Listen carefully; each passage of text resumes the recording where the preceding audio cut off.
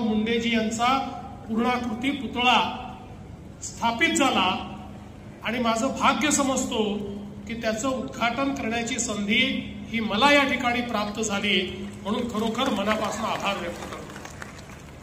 ताईंनी उल्लेख केला की एकीकडे स्वर्गीय विलासरावजी देशमुख यांचा पुतळा आहे। विलासरावजींनी देखील या महाराष्ट्रामध्ये मुख्यमंत्री म्हणून, देशाचे मंत्री म्हणून एक मोठी लोकप्रियता मिळवली आणि मुंडे साहेब आणि विलासरावजी यांची मैत्री ही संपूर्ण महाराष्ट्राला माहिती आहे।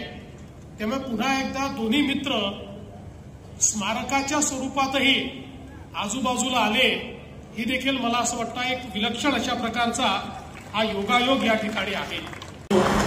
मगाशी रमेश अप्पा तुम्ही सांगितलं हे खरं आहे की गोपीनाथजींनी त्या सभेमध्ये हे सांगितलं की देशात नरेंद्र आणि महाराष्ट्रात देवेंद्र, पण त्याच्यानंतर मला माध्यमांनी विचारलं, गोपीनाथरावजी होते, मी माध्यमांना सांगितलं हे काही म्हणू द्या, पण आम्ही गोपीनाथरावजींना उधारीवर मोदीजींना दिलाय। विधानसभेची निवडणूक झाली की आम्ही गोपीनाथरावजींना परत आणणार आहोत आणि या महाराष्ट्राचा मुख्यमंत्री बनवणार आहोत।